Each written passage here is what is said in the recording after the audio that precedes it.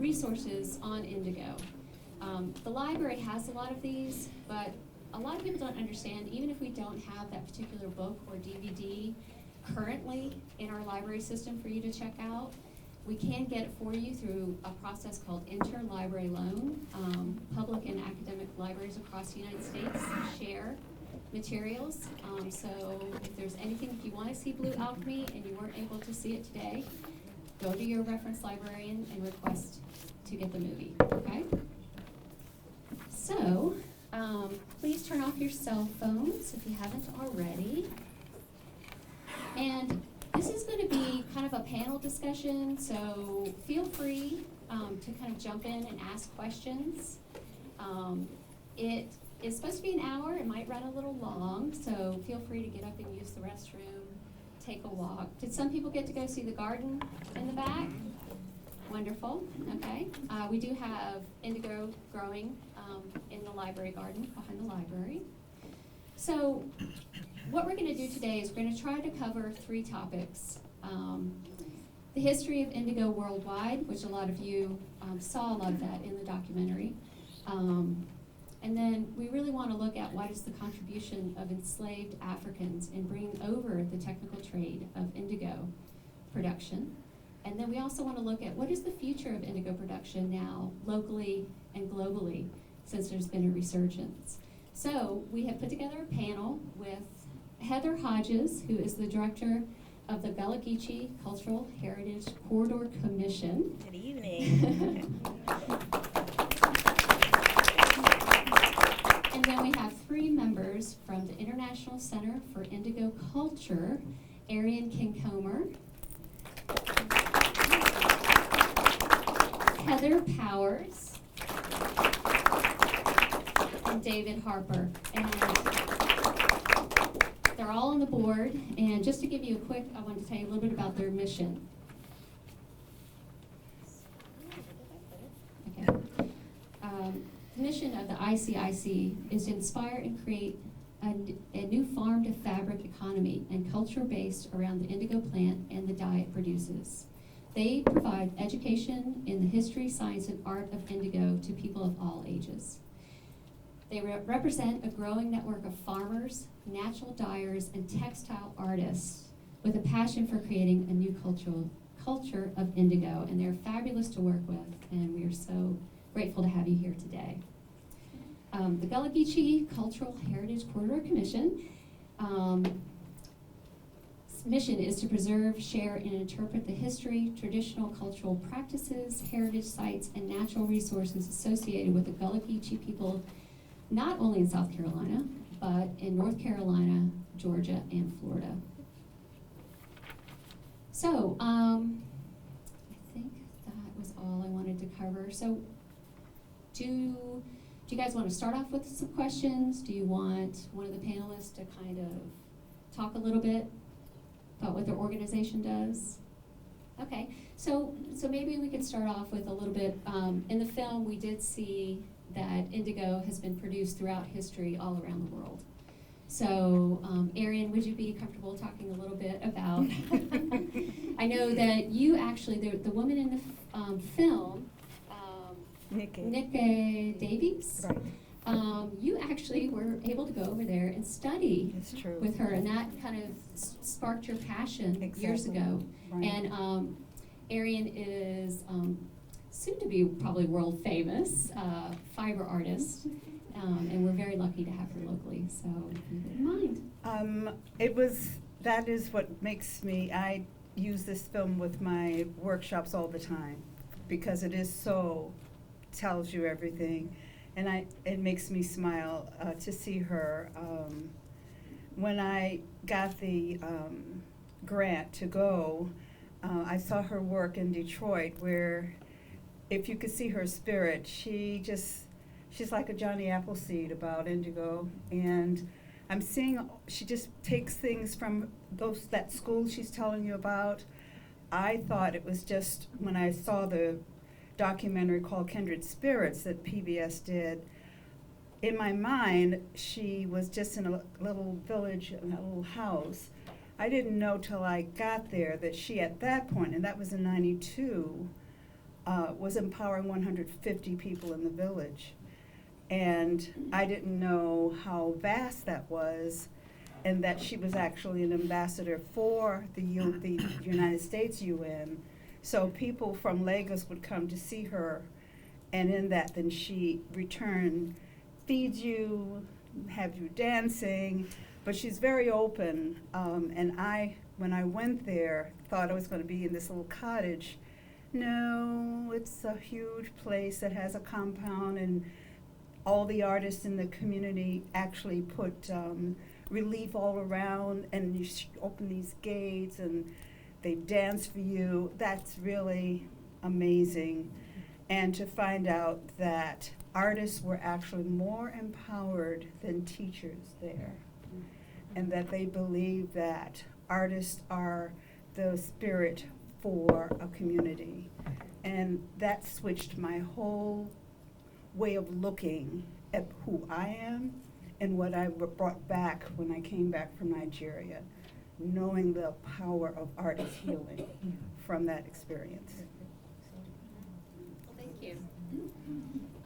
So Heather, so you're really involved in kind of the textile part of art, and you're now in a program you just started?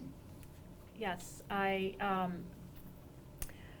just, like a month ago, started graduate school at Warren Wilson, and I am studying for my Master's of Art in Critical Craft. And as we all see in this film, there's something so amazingly magical and special about doing things with our hands.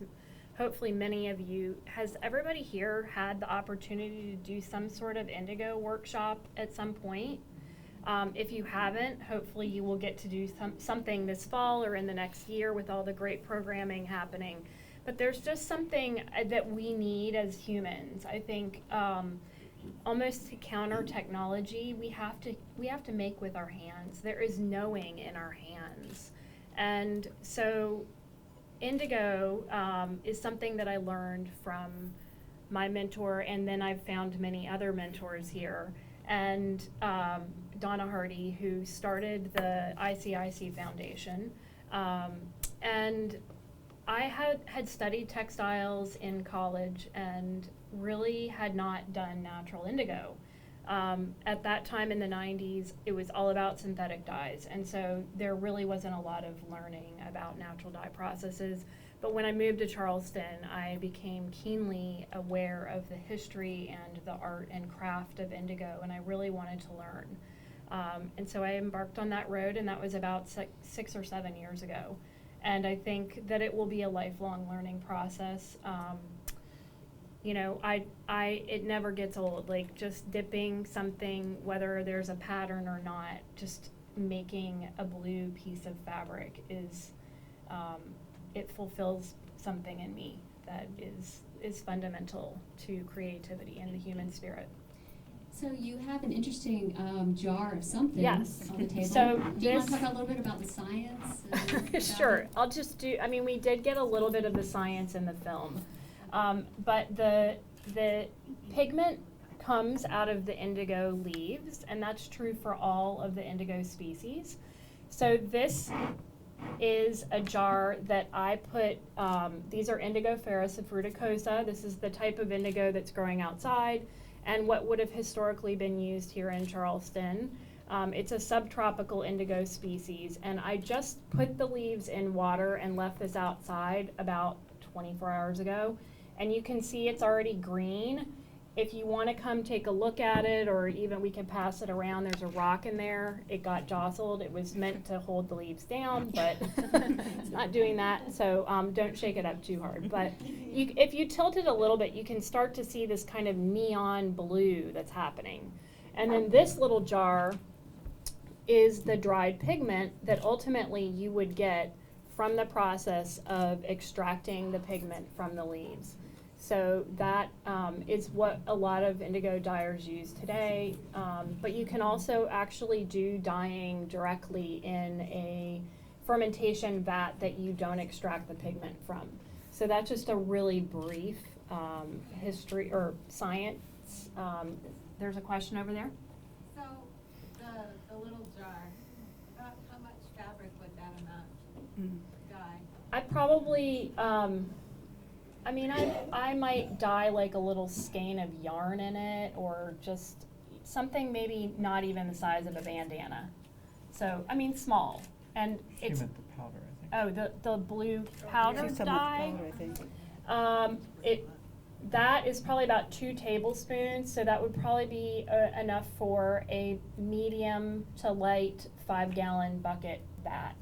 There are some great resources online that, you know, have some recipes for, and they do sell the indigo powder, and we'd be happy to share some of those. David's company actually does produce powdered indigo, and so it's becoming locally available. So if you were to grow your own indigo, here in South Carolina, is that a spring crop? I'm handing it off to David because he's actually doing indigo production, and so I think that's starting to get into something that he could speak. I don't really know volumes when it comes to production or anything like that. I just grow it a little bit for myself, so. Right. So good evening, everybody, and thank you all for being here. It's really an honor to be in front of such a robust audience, and I heard a lot of oohs and ahs and gasps during the film, which means you're into it. So we're all into it too, and I'm humbled to be sitting up here with Heather and with Ariane and with really everybody here, and both Heathers. And wanted to thank the library, Johns Island Regional Branch, and Michelle for pulling this together, because I look at the future of indigo more than I look at the past of indigo. And I wore my uniform for you tonight. This is dyed with South Carolina indigo that we grew here in the Low Country, but it's a shirt made by a company called Homegrown Cotton, and that is a farmer named At McIntosh up in Kingstree, South Carolina. He's a 7th generation cotton farmer, but he decided to produce a value-added product, so he makes these polo shirts. So this is a truly South Carolina shirt, and I'm proud to wear it. So hopefully this won't be just a one-off commodity. It'll be something that we can all participate in the future. Quick note about the dye production. Some of what you're seeing here is our video. It's on a website for Geechee Design Indigo, so that's a company we started 5 years ago, my wife did. But that shows how we make it literally the old school way with cattle troughs and kayak paddles, and there's nothing fancy to it. It's pretty much what you saw in India, just on a much smaller scale. And I would say that's one of the biggest challenges we face, and one of my biggest interests is how to scale up the dye production in the Low Country in a way that anyone in this room could have dye to work with at home and not have to order it from India, because most of it still comes from India. Or someone who's a fabric artist working with making dresses in Savannah could order some from us, or someone who makes pillows for people's houses could order some. So we're not there yet. I mean, most of what we produce we use within our own line of products that my wife makes, but we did get a small USDA grant to scale up some of that production so that we can hopefully have better equipment than cattle troughs and kayak paddles. But it is a bottleneck. I mean, you can harvest as much as you want, but getting it into that powder form is no small task. And I have to say, if I were to pay a team of people to work with us on that, we would be losing money. Especially at minimum wage. So what we see around the world with those amazing examples from India, from El Salvador, I would love to be there, but not at $8 or $7 an hour. Mm-hmm. So that's our goal, is to get there so that we can pay a living wage to do that work. So your question was about how much plant material does it take to produce that For the much growing dye? cycle. Oh, the growing cycle. If it was a spring crop? Yeah, so right now in April, we plant the seeds in flats. They get about this big, then we transplant them out into the field. There's about 300 plants that I was just working on this morning out in Green Pond, which is on the Ashepoo River, and another 300 down on Edisto Island that we have. So those are now about as tall as my chest, so about 4 or 5 feet tall. And by the end of the summer, they'll probably be taller than I am. So they really love the heat, they love the humidity. And all that biomass is what you want to steep and make the dye from if you're not doing a fresh vat. But some of us are talking about doing fresh harvest workshops. I know Heather's group is, I know my wife and I do some, and I have some handouts if you're interested in learning more about those. But our goal is for anyone to be able to look at this as an opportunity for a grower to produce their own plants, and then we would at least have the processing equipment to make more of the dye and pay a fair price to the farmer. But that's a goal in the coming years, and we're just getting started. So this is our 5th season. Can I add Thank one little you. thing? Yeah. I just also wanted to add that I think that's part of what ICIC is hoping to do with the education portion is really empower people. There's an organization on the West Coast called Slow Fiber. Fiber Right. Shed. Fiber Shed is the one I was thinking of. The Fiber Shed out in California is doing a lot of work with the Japanese indigo. And so on this side of the country, we can actually grow both indigo ferras and the Japanese indigo persicaria. And so there are actually more people working with persicaria out there, and there are more people working with indigo ferras here. And we would love to be able to help work with people to educate them in the process of, doing some small scale extractions on their own, doing their own workshops, growing for their own use, and just sort of, even going into schools. So education is really what one of our main missions is. I had a number for, somebody asked how much dye does it take to dye something, the powder? I happened to be reading something earlier today, and it said that it takes 2 to 5 grams of indigo powder to dye a pair of blue jeans.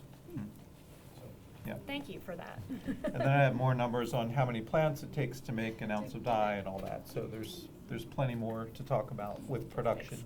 Okay, and so I would like to ask Heather Hodges, we talked a lot about this.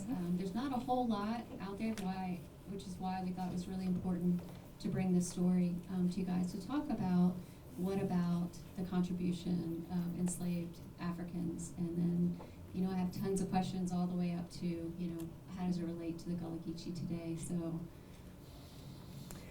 So let me start by saying that the purpose of the Gullah Geechee Cultural Heritage Corridor, National Heritage Area, and the Commission is precisely to do things like this, which is to educate people about the historic and cultural contributions of the Gullah Geechee people. And many people are familiar with cultural expressions, cultural contributions like the sweetgrass baskets, or if you've been around to Fields Farm in Delhi, which many of my fellow Johns Islanders have, and you've had the red rice, you're familiar with Gullah Geechee foodways. But the agricultural contributions are an important part of the story also. And we actually bought the rights to show Blue Alchemy, and we're going to continue to show Blue Alchemy because many people are unaware, even if they're familiar with some of the global history of indigo, that indigo has been cultivated in Africa for millennia. And for those of you who don't know the story of the Gullah Geechee people, they are the descendants of West and Central Africans who were trafficked into the Low Country primarily to work on the rice and indigo plantations. Why was that the case? Because rice and indigo grow in West Africa. And so we actually have auction ads, slave ads, where planters were being told where the people who were up for auction were coming from, because those people are in demand because they have experience growing these crops. And so in 2019, many people are starting to understand the technical and managerial contributions, the knowledge that the ancestors of the Gullah Geechee people brought to the successful commercial cultivation of rice in South Carolina. They know less about the indigo story. The scholarship is less dense on the indigo side, but if we start with the predicate that there were many people who were trafficked into this country who were already familiar with indigo cultivation, we have to revisit our assumptions about who was responsible for the successful commercial cultivation of indigo in this country. These were people who couldn't leave volumes of letters like Eliza Pinckney, right? That does not mean they did not contribute to that enterprise. So let me give you an example of what I mean by revisiting those assumptions. These are notices that came out of colonial newspapers. The one on the left, it's a little hard to see. It's notice of an auction. It was an estate sale on James Island of field slaves described as some of whom understand the culture of indigo. Right? Based on what we saw in Blue Alchemy, we have to now think, where did they gain that familiarity? Right? And the next one, we have a notice, and I love this one. 4 young Negro men were taken up near Ori Island at the mouth of the Santee River. They came there in a red painted canoe with a sail made of indigo cloth.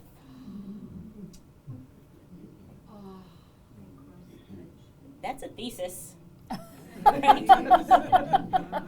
Right? What's the other interesting thing? I'll let you read that. What's the other interesting thing we learn about these young men?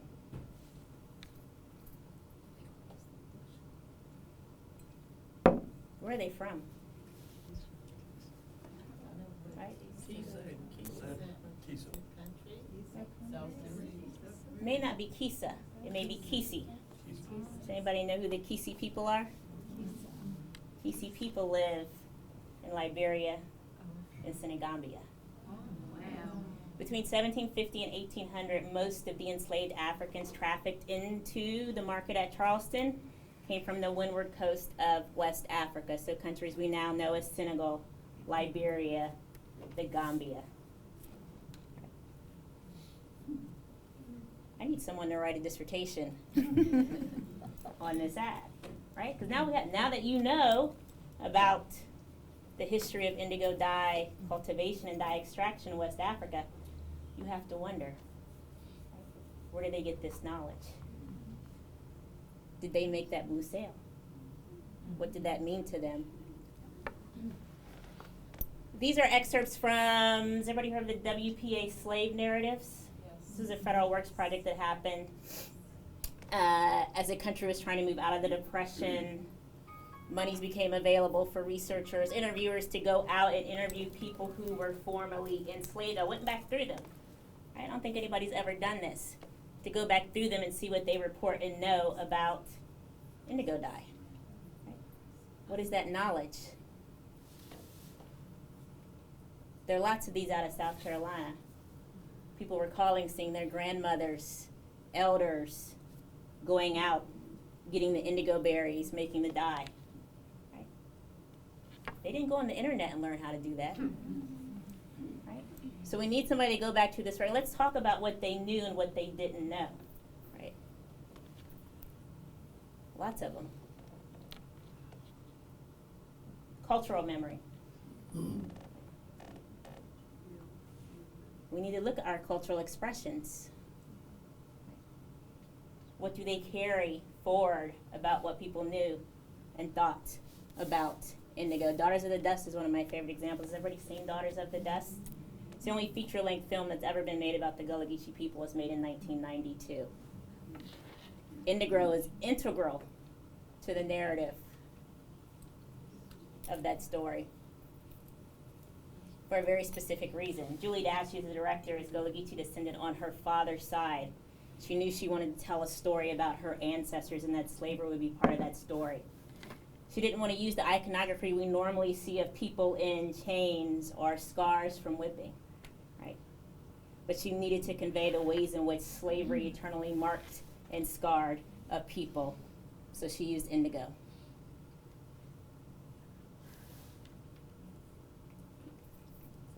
Other slides made it in. Very specific in the script, carrying forward that cultural memory. There are lots of works like this that we need to go back and examine. The visual arts, people referencing indigo. There's important stories there about what people know and what they carry forward. Folkways, blue bottle trees, paint blue paint. Oh, I never connected the blue paint with indigo until you said that. But it was important for people who use that on their houses. We still use it. We still use it. This happened in May. This is, have people heard of the Gullah Society? Dr. O. Right. He was instrumental in helping to figure out what would happen to the remains of the Africans who were found in a burial ground when excavations began for the building of the new Gullah Arts Center. He shepherded them through this process, and in May they had a reinterment ceremony. It's hard to see with the lights on, but when these men, women, and children were reinterred, they all received African names and indigo burial shrouds that were made by Marianne. A lot Made of, one. all over the world. All over the world. They came from all over, Mm. yeah. But that is mine that he's got in his hand. You want to turn your lights down for a Yeah, minute? It's I'll get it. beautiful if you like. I'll get it, I'll get it.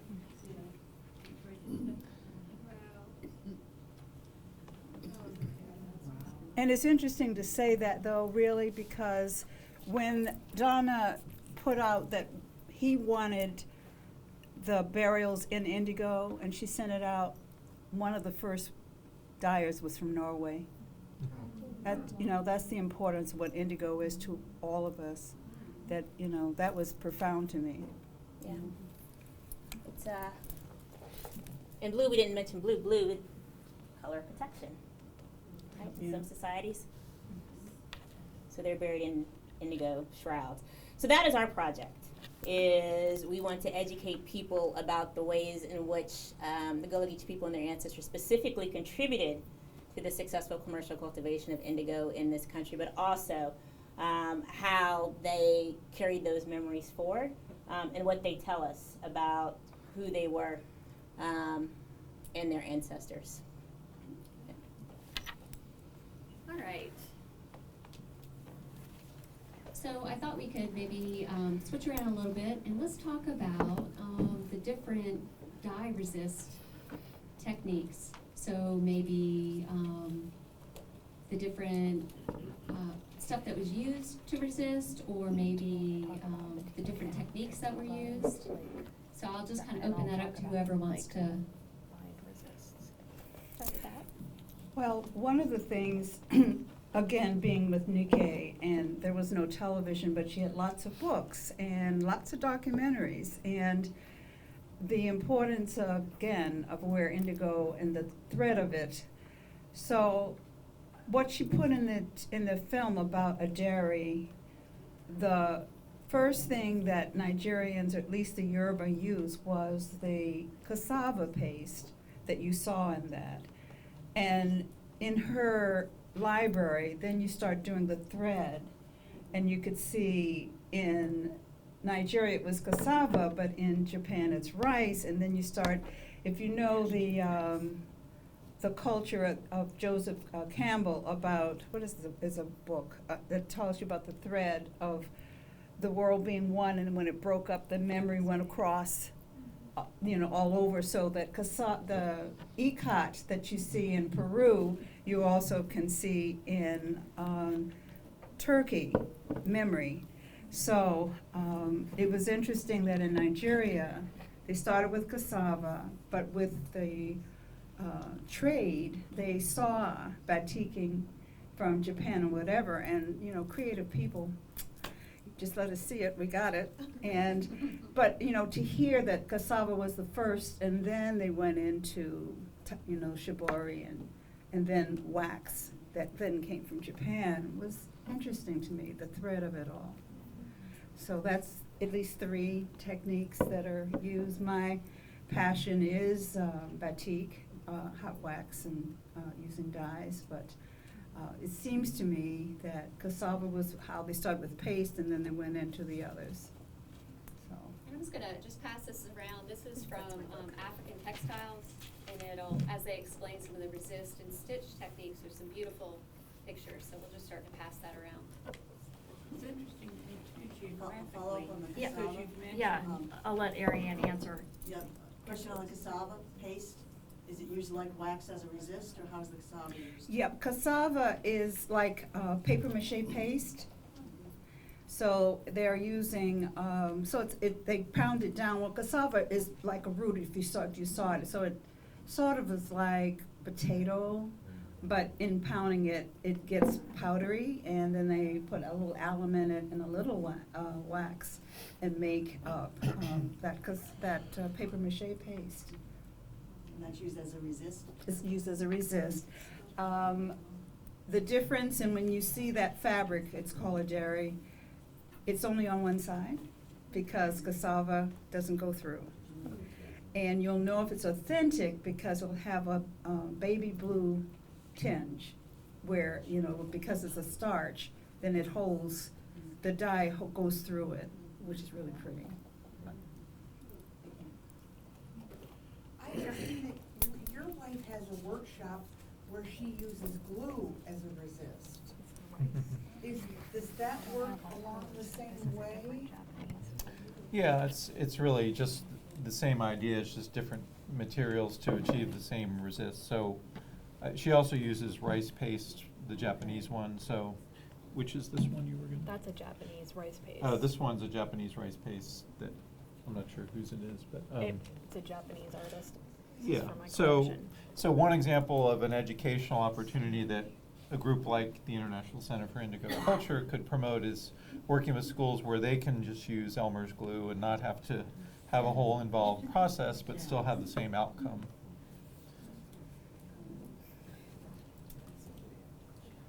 Okay, and, There's some other techniques on that table that we could talk about. So It's beautiful. a lot of the patterning techniques are a form of resisting the dye from penetrating the textile. And so we've got these surface techniques that are used, like the rice and the cassava and the wax, that sit on the surface, sometimes penetrate the fiber and resist the dye from going in, which also there's a block being passed around that would have been used in India, and that would have been stamped with some sort of resist. There are other types of resists. Many of you have done some type of tie-dyeing, right? Or have seen tie-dye being done. And so tie-dyeing is actually a form of shibori. And shibori is, there's a great book by Yoshiko Wada called Shibori. If you're really interested, it is really like the Bible on all shibori techniques. I do want to just say that we've kind of culturally appropriated the word shibori for all forms of resist, and we really need to be careful about that. There are many different cultures that have different traditions of resist techniques. So there's like a clamping technique where you use some sort of material to clamp both sides and resist an area with a shape. You can use rubber bands, you can use string, and you can go look at all of this stuff after if you want to. But there's many different forms of resist that create patterns, and you saw one of those in the film where he was winding his fabric around this drum and tightly pleating it up. And then he was lowering that into the vat to create a pattern. This was done like that? Yes, that is a type of arashi shibori, which is that kind of very small folding or pleating technique. That was in Caroline's.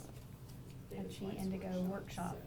We have lots of PVC, basically pipes that we use to wrap with thread and the silk, so it can be used for plumbing or for indigo dyeing. Yes. And I heard that when you're actually doing the vats for indigo, that it can be quite smelly. Is that correct? It smells good. It does smell good, okay. There are different kinds of vats, and some smell worse than others. But fermentation, yeah. Fermentation, okay. And here we have a picture of actually an indigo vat on John's Island. We can't tell you where. Yeah. Yes.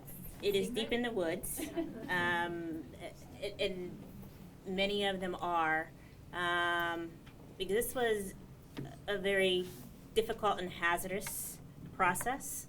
It was noxious, didn't smell good, it attracted insects.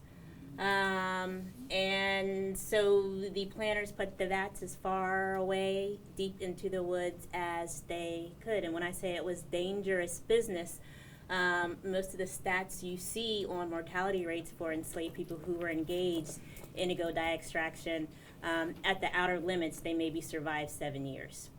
It was that, yes. And so these are vats I've been to. They are deep in the woods, and so that is one of the reasons why Daughters of the Dust, right, is so compelling for people who are familiar with that history, because they know the toll that it took on the bodies of people who were engaged in the dye extraction, and how lethal it was. Rice cultivation itself was very lethal, sugarcane very lethal. We don't often talk about indigo cultivation being as deadly, but it was.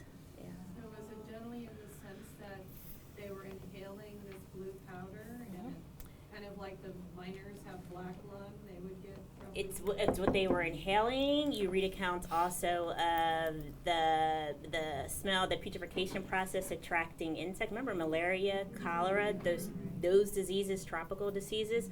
One of the reasons why, Gullah Geechee as a Creole culture emerged with so many Africanisms intact is because these plantations were heavily Africanized environments, because the planters, if they could, spend as little time as possible on these plantations, and the risk of cholera and malaria and other tropical diseases was one of the reasons why. So it was, yes, a particularly deadly But form of. can I- Yeah. There's a contradiction that I'm able to at least say that I'm blessed to have been to Nigeria first, then here. Mhm.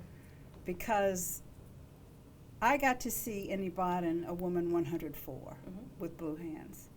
And I came from Detroit where health was really, I mean, we really were dying of being with textiles. And I was at Cranbrook and we did that research. It's true that we need to, this country, understand how we can pull from other countries about organic. And that's the difference. In Ibadan, it's organically done. Yep. And out in the air. And yes, there's a live base, but it's coming from, so I guess I'm saying that's what we really need to learn about going forward. Yep. Organic is where we need to go. And then, Really Yeah. curious that you say that. I just read an article about using fructose. I don't know a lot about it. I just read an article. Instead of using the chemicals in the vat, to having an organic vat. And I just wondered. if yeah, well, that's what I think. All of us are talking about how are we going to go forward. We see it's important to do it. How are we going forward from what was happening here in slavery, which obviously, but to be able to go back to other countries that lady was 104, who, and it just woke me up. It's like, why is she here? And why is this village full of indigo dyers? And the granddaughter was her interpreter, but she was sound, saying, you can give me $20 before I talk to you. And I'm like, what am I missing from this country? And that was the difference. I looked at the village, which means it takes a village. So nobody is there. It's a village thing. That's the other part for us in South Carolina. Village and working together to, but that to me was very profound, that she was there for me to see and see the difference from I think slavery. We have the benefit now of technology, and we can go back into our histories and look at them and trace specific information to better understand what, was it the insects, was it the diseases, was it the indigo? Like, we don't necessarily 100% have the answers, but we do know that synthetic dye came along and replaced natural dye, and there were many caustic and toxic heavy metals used in natural dyeing too. And there is a spectrum, so we like to talk about a spectrum of from 100% synthetic to 100% organic when we're talking about indigo vats, because you can actually start from one end or the other, and you can have many combinations in the middle. So even if you've only taken a class and used synthetic, that doesn't mean that you can't learn to slowly move towards organic. The knowledge that comes from working with indigo, and it's an oral tradition in many cultures. You learn indigo by working with other indigo dyers, and you can spend your entire lifetime literally trying to learn about indigo and the craft and art and science of it, and the traditions that, somebody from this culture might do it a little bit different, and that just enriches your knowledge as you're learning. And so I just want to encourage everybody to try to learn from different people and find your comfort zone. So we are part of can I just do a little short plug for Enough Pie has a project this fall called the Bat Shack Returning. It was here in 2016. A lot of people came out in the community and got to do natural or indigo dye days. So that'll start up in September again, but we made the decision this year to not use synthetic indigo reducers. We were always using natural indigo. This is something that I don't think a lot of people talk about. They'll do an indigo workshop and they don't necessarily talk about the type of indigo. You'll see an indigo workshop being published, but you ask somebody who took it what kind of indigo vat they used and they don't have an answer. They don't know. It's like the Indian lady said in the film, there is synthetic indigo being passed off and sold as natural. There are also workshops being sold as natural indigo workshops that are not necessarily natural indigo workshops. So we're going to use, we had 3 kinds of vats last time, and we're going to use 1 kind of vat this time, and it's because we're doing cold vats, we're going to use iron, which is a historic reducing agent. It is also something we need in our body. It's a mineral. It's a metal that is not toxic to us unless it's in very high volumes. So we've made that decision, and we're trying to work within the community and try to be as conscious of that as we can in that setting. So I think we had just a second, I think we had a question there. Did you still have a question? Well, she kind of answered it, because I was gonna say, you initially had talked about, basically there were resumes that were coming from Africa saying, that I am, have indigo in my background, I've worked with it in this area. No, it wasn't resume. So and you can go online and do this. You can find auction ads where it was identifying specifically where people came from, and it would say things like the Rice Coast, right? And so based upon where these ships were loaded and embarked from, we can make educated inferences about the fact that there was some particular reason why that information was listed in the auction ad, i.e. that planters would be interested who were growing rice and knowing that these particular individuals came from the rice growing regions of West Africa. Right, so Yeah. therefore my question is like you had said, if they have this in their background as indigo, and they come from another country into South Carolina, and then you say when they got here, their life expectancy was short because of the toxicity of the process of making the indigo. So it's odd, that was my question. I think the distinction is there's a difference between the conditions under which that extraction was happening in West Africa and plantations, because they've also grown rice for a long time in West Africa, and we don't see those sorts of mortality rates. Right. So it's the process, it's the fact that they were malnourished, it's how hard they were working, and it's what they were doing. So there are accounts of visitors describing these plantations as charnel houses, meaning that they were just very deadly, lethal environments. So, yeah, it's the conditions under which they were doing this work. Yeah. I think you're exactly right. I wanted to add that I wouldn't be doing this work making the dye if I was expecting to live 7 years. I mean, I'm doing this because I want to, and I think a lot of the people we've seen in this film are doing it because they want to. So I think it would have been tied to a lot of diseases and overwork.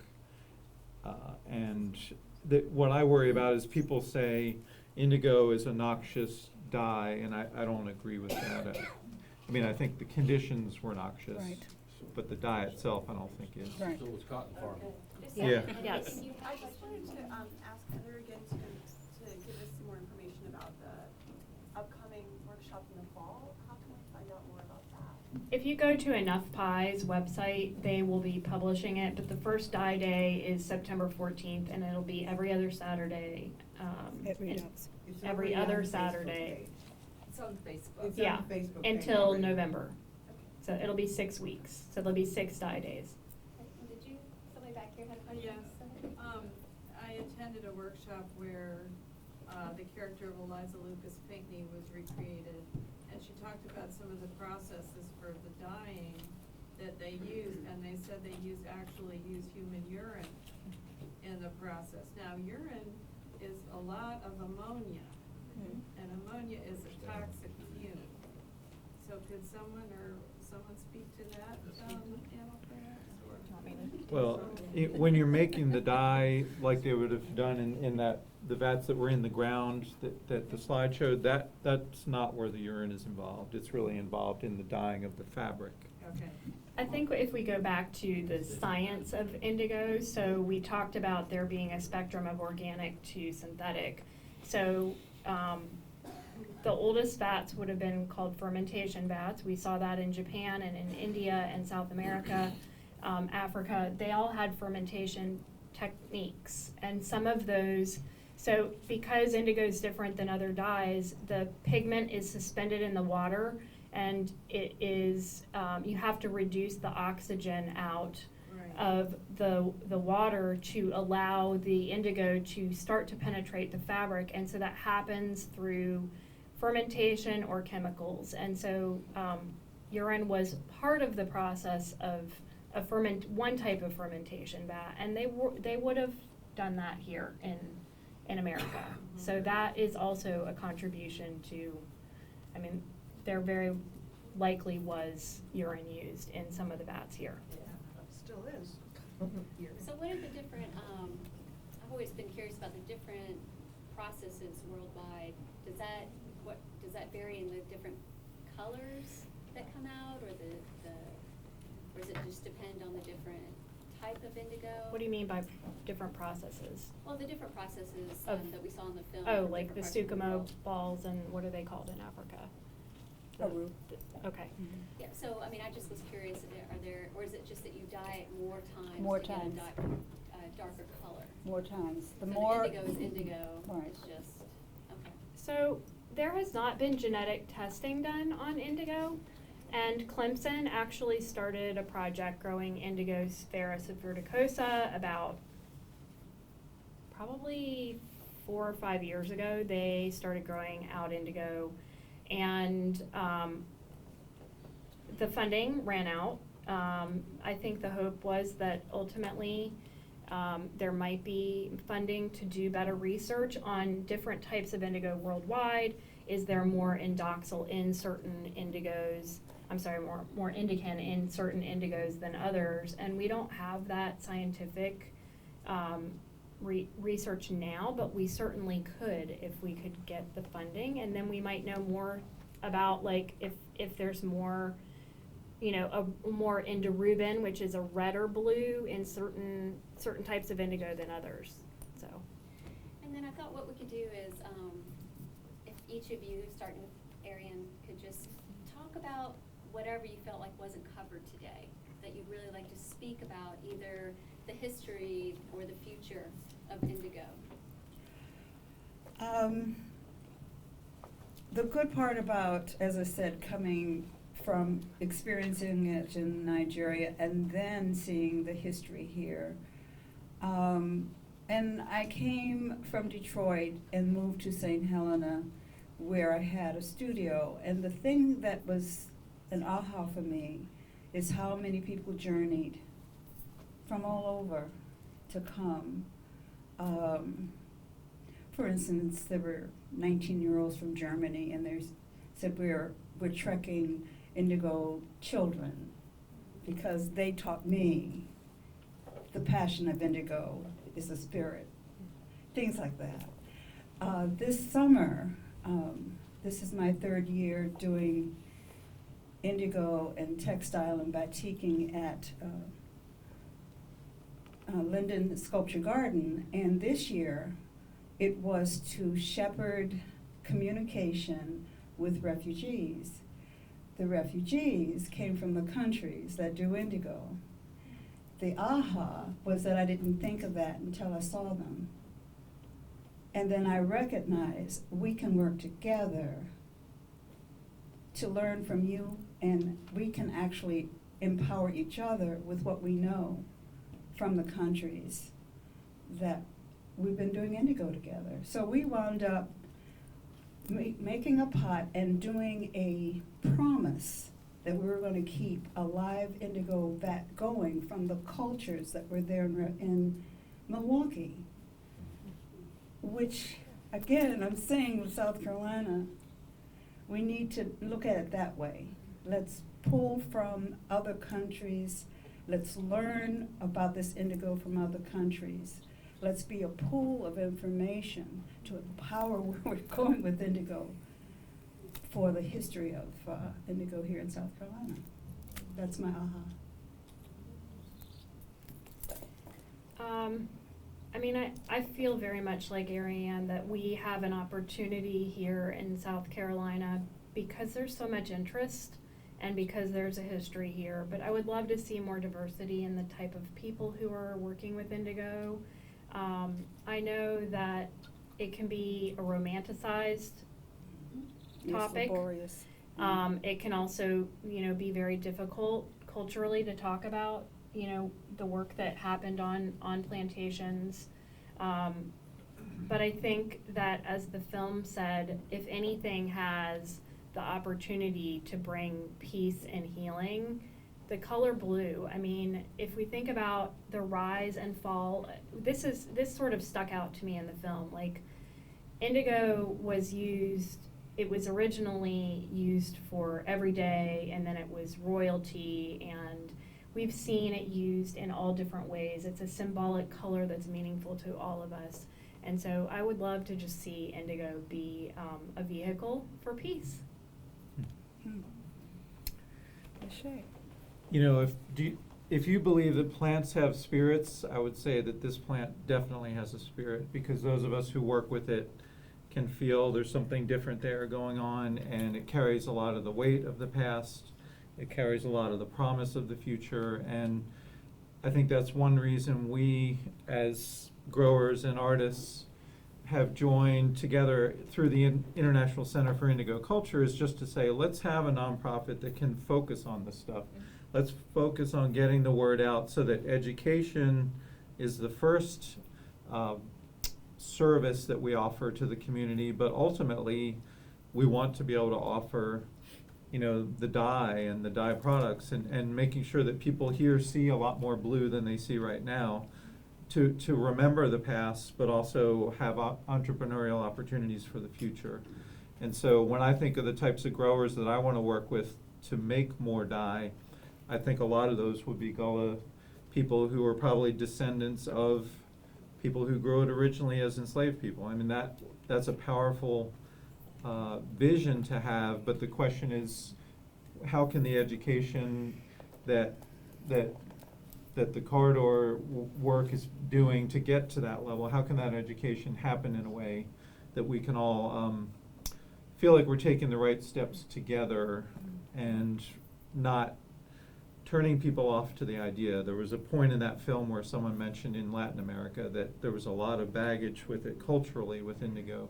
I think there's a lot of baggage with this plant and this dye, and fortunately there's been about a 230-year gap of real production, I think. Like, if you take the Revolutionary War as the drop-off point when the commercial production really went to India because the British lost the war and then cotton took over, I think there's an opportunity now to say, what does indigo want to be to the Low Country now?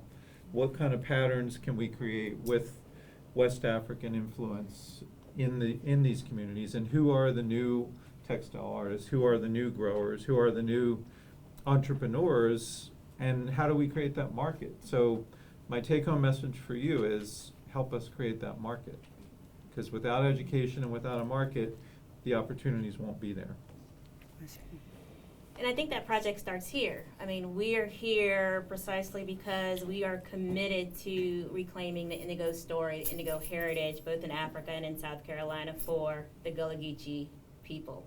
And we didn't mention it, but the dye workshop that we are doing on November 5th is one that we conceptualized to reach just those audiences. So some of the other dye workshops, people have been dyeing handkerchiefs. We're actually going to do head wraps and head scarves.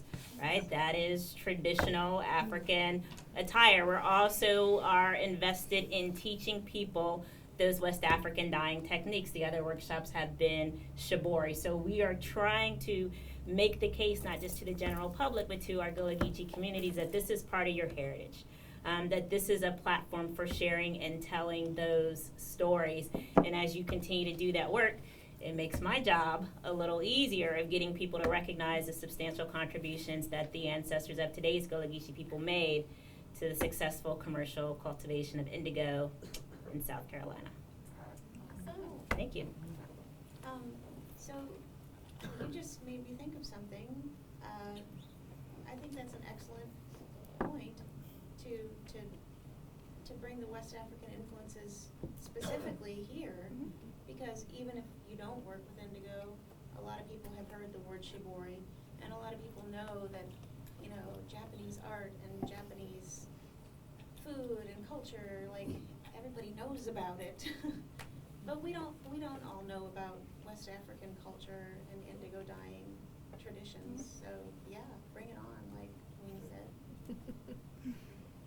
Does anybody else have any last questions they want to ask the panel? There was a woman in the film, Jenny Balfour Paul. This is a book that I've requested that the library order. If you are interested in the library ordering it, you may put a request in, or if you want to learn more about indigo, this is a great book on history, art, and science of indigo. So thanks for. If you want to see a restored one of those vats, the next time that you go out towards Berkeley County, Cypress Gardens, Bushy Park Road, right along the side of the road, there's a restored vat next to the pigment plant. But it's right at the edge of the road, so you can easily see it. But it shows you what one of those looks like without any of the missing bricks. So is it part of Cypress Gardens or not? No, It's in front of a bank. En route. It's It's the right on- next to the chemical Ontro? plant there. He worked at the chemical plant for 38 years, so. the Otranto vat. Yes, is what it's the they're called. Otranto vat, yes. How was it, That was how a- was it funded? How did that happen? The company paid for it. Okay. And it was There was a- placed on the national. Yeah, there historic was, they were doing a subdivision, new subdivision, and the plant manager found out about the fact that they had discovered he was a German, he discovered that the vat was going to be destroyed, or, you know, something was gonna happen to it. And so the company paid for its relocation to there and get it to restored. I wonder if Levi Strauss might be interested in pursuing, no, from an educational standpoint. Sadly, the mill that they showed in the film closed in 2017 at the end of the year. So there's no denim being produced in America anymore. Do you have is there a cottage industry happening?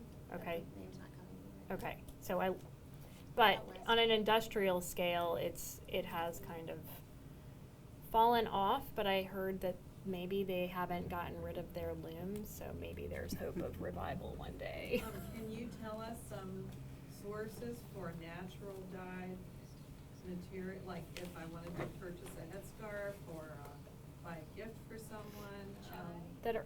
That are already dyed with indigo? Yes, natural dye.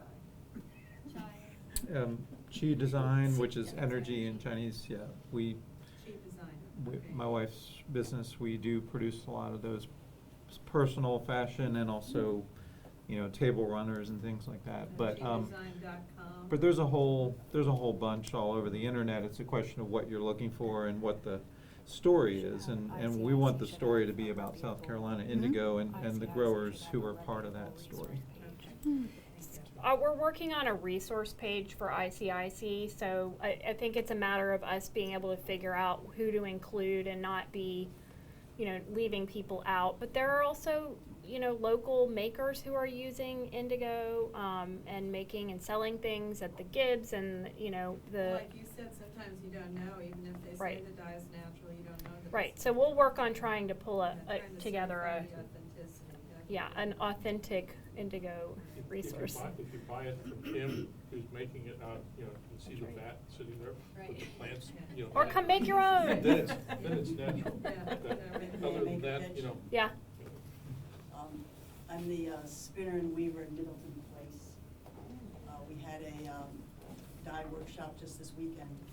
We have vats that we are making it historically from the leaves. Neat. We're making it the old way.